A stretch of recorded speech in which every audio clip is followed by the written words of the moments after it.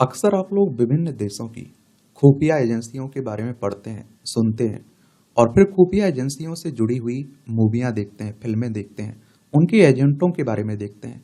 तो आप लोगों के मन में, दिमाग में बहुत सारे सवाल आने लगते हैं कि आखिर ये खुफिया एजेंसियाँ होती क्या हैं।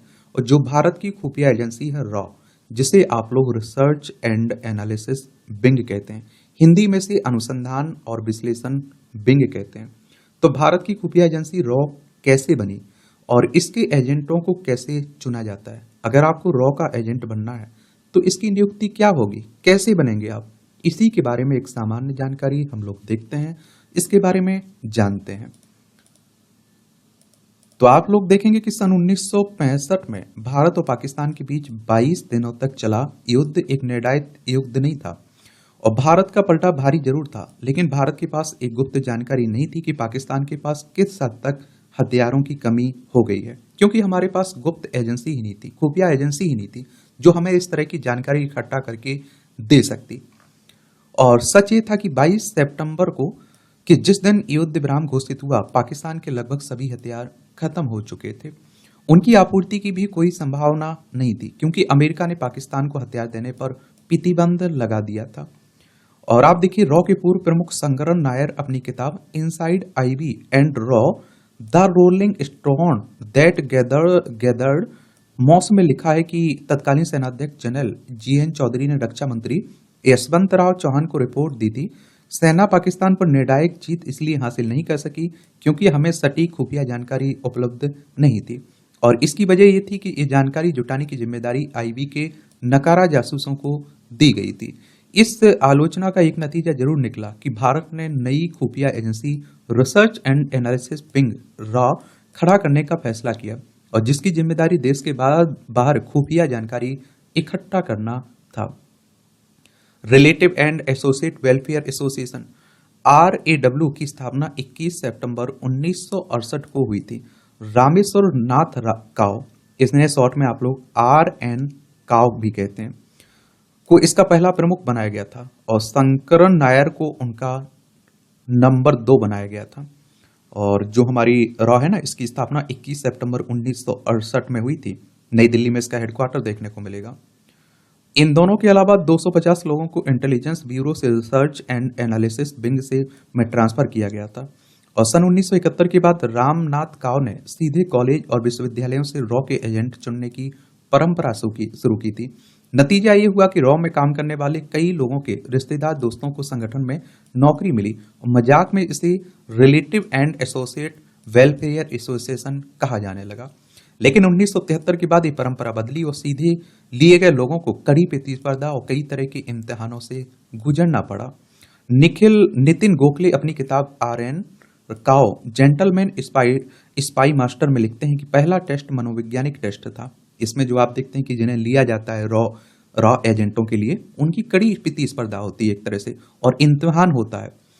और आप देखें कि पहला क्या है टेस्ट है, मनोवैज्ञानिक टेस्ट था। उम्मीदवारों को सुबह 3 बजे एक स्थान पर आने के लिए कहा गया था। वहां पहुंचते ही उनका ऑब्जेक्टिव टाइप टेस्ट लिया गया। टेस्ट पास करने वाले लोगों को इंटरव्यू के लिए बुलाया गया, और जिसे एक संयुक्त सचिव ने लिया। 1973 में रॉ में चुने गए और अतिरिक्त सचिव के पद से रिटायर्ड हुए जयदेव रनाडे बताते हैं कि अगले राउंड का इंटरव्यू रॉ के वरिष्ठ अधिकारियों NN संतूक और शंकरन नायर ने लिया। और इसमें चुने जाने के बाद हमारा सामना 6 सदस्यीय चयन समिति से हुआ, और जिसमें विदेश सचिव, रॉ के प्रमुख RN काव और एक मनोवैज्ञानिक शामिल था। मेरा इंटरव्यू 45 मिनट तक चला। 2 महीने बाद रानाडे को सूचित किया गया कि उन्हें रॉ में चुन लिया गया। उनके साथ 3 अन्य लोगों को, प्रताप हेबलीकर, चक्रू सिन्हा और विधान रावल को भी चुना गया था। और रॉ के स्पेशल सेक्रेटरी पद से रिटायर्ड हुए राणा बनर्जी बताते हैं कि उसके बाद 1985 से 1990 के बीच रॉ में इस तरह कुछ और लोग लिए गए, और जिससे स्पेशल सर्विसेज बनी। बाद में अज्ञात कारणों से ये प्रयोग बंद कर दिया गया। अब 95% से अधिक लोगों का चयन भारतीय पुलिस सेवा से ही होता है इसमें, और आर्थिक इंटेलिजेंस का काम देखने के लिए कस्टम और इनकम टैक्स सर्विस से कुछ लोगों को लिया जाता है। तो अब डायरेक्ट कॉलेज से उठा के शामिल नहीं कर लिया जाता है, ये भी याद रखिएगा। और IPS से भर्ती पर सवाल, तो रॉ के कुछ तबकों में इस चयन प्रक्रिया की आलोचना हुई है। रॉ के पूर्व प्रमुख विक्रम सूद अपनी किताब द अनएंडिंग गेम में लिखते हैं कि जब तक एक व्यक्ति पुलिस सेवा में अफसर बनता है वो औसतन 27 साल की उम्र छू रहा होता है। अगर वो 3 साल बाद में रॉ में आता है तो उसकी उम्र 30 या फिर इससे ज्यादा हो चुकी होती है। इस उम्र में उसके लिए नए पेशे में खुद को ढाल पाना बहुत मुश्किल होता है। इस समय वो अधिक जोखिम उठाने की स्थिति में भी नहीं होता है। विक्रम सूद लिखते हैं कि खुफिया एजेंसियों के लोगों को पुलिस सेवा से लिया जाना अब उतना कारगर नहीं रह गया। ये एक ऐसा पेशा है जहां भाषाई कौशल और जानकारी निकलवाने की कला बहुत मायने रखती है और जिसके लिए पुलिस वालों को प्रशिक्षित नहीं किया जाता है। उनको आर्थिक, साइबर और वैज्ञानिक और सामरिक क्षेत्र में भी माहिर होने की जरूरत होती है और जिसकी ट्रेनिंग एक आईपीएस अधिकारी को नहीं दी जाती है। रॉ अधिकारियों की ट्रेनिंग की अगर हम बात करें, चुने गए लोगों को खुफिया जानकारी हासिल करने की बेसिक ट्रेनिंग दी जाती है। उन्हें किसी एक विदेशी भाषा में निपुणता हासिल कराई जाती है और बेसिक ट्रेनिंग के बाद उन्हें फील्ड इंटेलिजेंस ब्यूरो के साथ रखा जाता है, जहां उन्हें सिखाया जाता है कि उन्हें अत्यंत ठंड में किस तरह काम करना है, किस तरह घुसपैठ की जाए और किस तरह पकड़े जाने से बचा जाए, किस तरह सवालों के जवाब दिए जाएं और किस तरह नए संपर्क स्थापित किए जाएं। फील्ड में जाने से पहले उन्हें आत्मरक्षा की क्राव मगा की ट्रेनिंग दी जाती है। यह एक तरह की इजरायली मार्शल आर्ट है जिसमें आमने सामने की लड़ाई को जीतने के गैर परंपरागत पैंतरे सिखाए जाते हैं। इसमें राणा बनर्जी बताते हैं कि विदेश जाने से पहले उन्हें ऐसी चीजें सिखाई जाती हैं जो बाद में काम आए। जैसे कि एक जमाने में डेड लेटर बॉक्स की बात होती थी। आप किसी पेड़ के तले में कागज को रख देंगे, वहां से दूसरे लोग उसे ले लेंगे। रखने और लेने की प्रक्रिया में चिन्ह लगाने होते हैं। कोड लैंग्वेज लिखना भी सिखाया जाता है। इसमें दूतावासों में अंडर कवर तैनाती, तो दुनिया के सभी देश विदेशों में अपने दूतावासों को जासूसों के खुफिया अड्डे के तौर पर इस्तेमाल करते हैं। रॉ के एजेंटों को भी अक्सर विदेश में भारतीय दूतावास में तैनात किया जाता है। कई बार उन्हें नकली नाम के आधार पर बाहर भेजा जाता है। और आप देखिए, खोजी पत्रकार यतीश यादव अपनी किताब raw A history of India's covert operations में लिखते हैं कि इसके पीछे वजह यह है कि उनके असली नाम सिविल सेवा की लिस्ट में होते हैं। एक बार रॉ में काम कर रहे विक्रम सिंह को विशाल पंडित बनकर मॉस्को जाना पड़ा था और उनके परिवार वालों को भी अपना बदलना पड़ा। अगर विदेश पोस्टिंग के दौरान उनके घर बच्चा पैदा हुआ तो उसका सरनेम भी नकली रखा गया और वो तामो उसके साथ चिपका रहा। रॉ के प्रमुख रहे अमरजीत सिंह दुलत एक दिलचस्प किस्सा सुनाते हैं। हमारा एक कश्मीरी दोस्त है हासिम कुरैशी, जिसने पहली बार भारत का विमान हाईजैक किया था। वो मुझसे देश के बाहर मिला कहीं।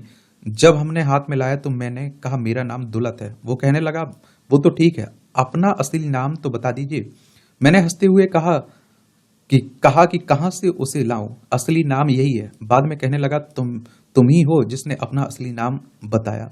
पहचाने जाने और देश से निकाले जाने का डर, इन सब के बावजूद पहचाने जाने का डर हमेशा बना रहता है। पेशेवर जासूस बहुत जल्दी पहचान लिए जाते हैं। राणा बनर्जी बताते हैं कि भारत पाकिस्तान के बीच एक कूटनीतिक और प्रोटोकॉल बना है कि खुफिया धंधे के लोग जो एक दूसरे के यहाँ भेजे जाते हैं उनके नाम उस देश को पहले से बता दिए जाते हैं। तय होता है कि हम एक दूसरे के साथ बुरा बर्ताव नहीं करेंगे। अगर कोई लिमिट के बाहर काम करता है तो उससे वापस बुला लिया जाता है। और वे कहते हैं कि निकाले जाने का डर तो हमेशा बना रहता है। अगर कोई 3 साल की पोस्टिंग पर जाता है तो वो अपने बच्चों की पढ़ाई का इंतजाम करता है, लेकिन अगर 6 महीने के बाद उससे तुरंत देश छोड़ने को कहा जाता है तो ये परेशान करने वाली स्थिति में ही है। रॉ और आईएसआई की तुलना, तो आईएसआई पाकिस्तान की खुफिया एजेंसी है और इसलिए रॉ की उससे तुलना होना स्वाभाविक है। और पड़ोसी है ना हमारा पाकिस्तान, देखिए लद्दाख, जम्मू कश्मीर, पंजाब, राजस्थान, गुजरात, 5 राज्यों की सीमा लगती है। 1947 तक हमारा हिस्सा था। रॉ के प्रमुख रहे विक्रम सूद अपनी किताब द अनएंडिंग गेम में लिखते हैं कि अगर दोनों एजेंसियों की तुलना की जाए तो रॉ को किसी तरह की गिरफ्तारी करने का अधिकार नहीं है, ना ही ये आधी रात को दस्तक देता। रॉ देश के अंदर भी जासूसी नहीं करता, जबकि आईएसआई ये सब करती है। रॉ देश के प्रधानमंत्री के प्रति जवाबदेह है, जबकि आईएसआई सेनाध्यक्ष को रिपोर्ट करती है। हालांकि कागज पर दिखाया गया है कि वो प्रधानमंत्री को रिपोर्ट करती है। आईएसआई का इतिहास रॉ से कहीं पुराना है। इसकी स्थापना आप देखें 1948 में ब्रिटिश सेना में काम कर रहे एक ऑस्ट्रेलियाई अफसर मेजर जनरल वॉल्टर जोसेफ ने की थी। रॉ के प्रमुख रहे एएस दुलत बताते हैं कि आईएसआई के चीफ रहे असद दुरानी कहते हैं कि आपके रॉ वाले हमसे ज्यादा होशियार हैं और हमारे यहाँ जो आते हैं वो ज्यादातर फौजी हैं, हल्ला ज्यादा करते हैं। मेरा भी आकलन है कि हम आईएसआई से कम नहीं है। मुझसे पाकिस्तान में भी यही सवाल पूछा गया। मैंने जवाब दिया कि अगर दुर्रानी साहब कहते हैं तो हम बेहतर हैं तो मैं मान लेता हूं, लेकिन मैं ये भी कहा कि आईएसआई बहुत बड़ी एजेंसी है, काश कि मैं इतनी बड़ी एजेंसी का चीफ होता। इस पर उन लोगों ने ठहाका लगाया। रॉ के अधिकारी का पीछा। रॉ और आईएसआई की होड़ के कई किस्से मशहूर हैं। राणा बनर्जी याद करते हैं कि मैं 1984 से 1988 तक पाकिस्तान में पोस्टेड था।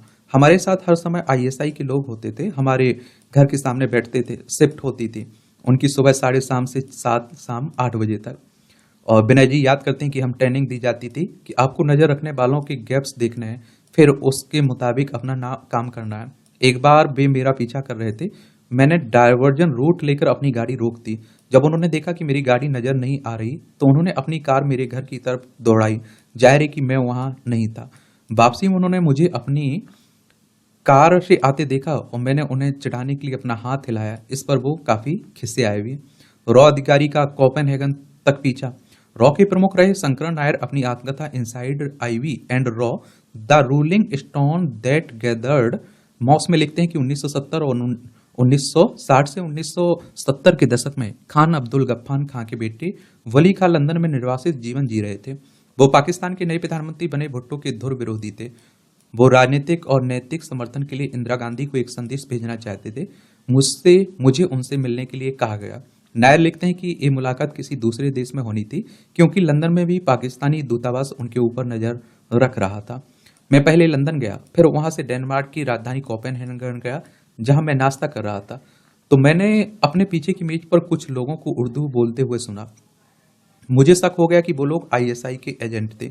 मेरा शक उस समय विश्वास में बदल गया जब वो अपना नाश्ता छोड़कर गलियारों में मेरी और वली खां की तलाश करने लगे। नायर ने तुरंत मुलाकात की जगह बदली। उन्होंने वली खां को उनकी पसंदीदा मिठाई केसी दास के रसगुल्लों का टिन भेंट किया, जिस पर वे बहुत खुश भी हुए। भारत लौटकर नायर ने वली खां का संदेश प्रधानमंत्री इंदिरा गांधी को दिया। बातचीत ट्रैक करने की कोशिश। पाकिस्तान में रॉ के जासूसों के फोन हमेशा ट्रैप होते थे। उनके और उनके परिवार वालों की फोन पर की गई हर बात सुनी जाती थी। और राणा बनर्जी एक और किस्सा सुनाते हैं। इस्लामाबाद में हमारा एक वेटर होता था। वो एंग्लो इंडियन ईसाई था और उसकी एक कमजोरी थी कि जब भी वो अल्कोहल एक ड्रिंक सर्व करता था तो उसके पहले खुद भी 1-2 घूंट लगा लेता था। उसको रोकने के लिए हम कहते थे कि पार्टी खत्म हो जाने के बाद हम आपको ड्रिंक दे देंगे जिसे आप अपने घर भी ले जा सकते हैं, लेकिन वो मानता नहीं था। यही वजह थी कि बनर्जी उस पर नजर रख रहे थे।